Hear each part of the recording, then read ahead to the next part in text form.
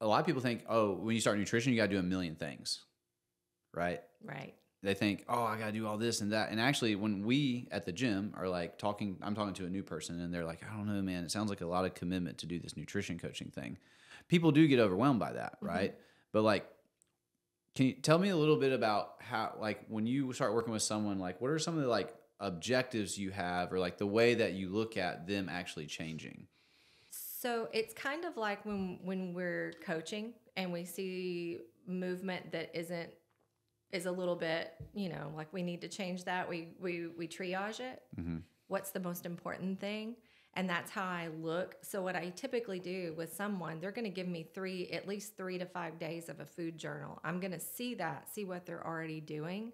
And I'm going to go and I have them take this questionnaire called the it's the NAC for short, Nutritional Assessment Questionnaire. You've taken it. It's like 300 questions. It gives me a really good idea of where someone's body is most burdened. It graphs it out for me based on the person's answers, which I always tell people, please be as brutally honest with yourself as you can, because that's the only way we're going to really get better.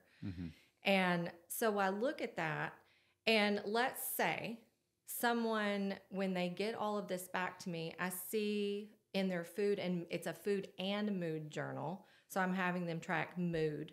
I'm having them track movement. I'm having them track bowel movements, digestive responses, getting them reconnected with how their food is actually making them feel. Because the surprising thing is how disassociated that most people are with the fact that food made them feel anxiety, or food made them feel depressed, or they suddenly became very sleepy and they didn't even really associate that with the food they ate.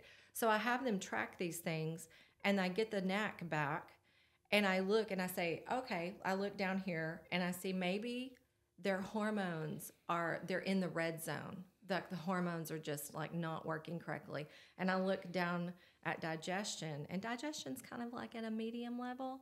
I'm going to look at digestion first, because to get to the hormone production, we have to be digesting the food in the most optimal way to get the best out of our food to make those hormones. So I'm going to go all the way back to the beginning. I'm not going to address the hormones yet.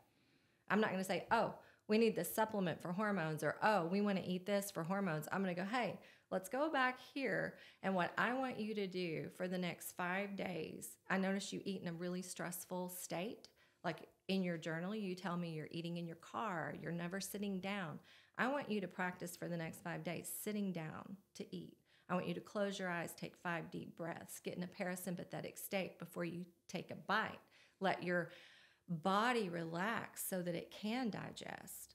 And then I want you to keep track of how you feel. And miraculously, all of a sudden, just that very act of sitting down, taking a moment, and eating your food in a peaceful state and letting it really get into that parasympathetic state, and you can digest your food. All of a sudden, this person is telling me, oh, I'm feeling so much better. Like, I'm sleeping better. All of a sudden, all these things happen, and it's just the one act. I didn't take anything away or add anything more than just an act of getting into a prepared state to eat. And that's how I work with someone. That's how I start implementing the small things. And what I like to do is give something to someone where they can find a really almost instant success. And when I see someone's information, I can give them something that I know in a matter of a few days is going to make them feel successful in what they're changing. And then you build on those successes. It's kind of just like we do at the gym. You give someone a PVC pipe and they're able to overhead squat that. Then you give them a trainer bar. Then you give them a regular barbell. So it's just the same way. We build on those successes with each step.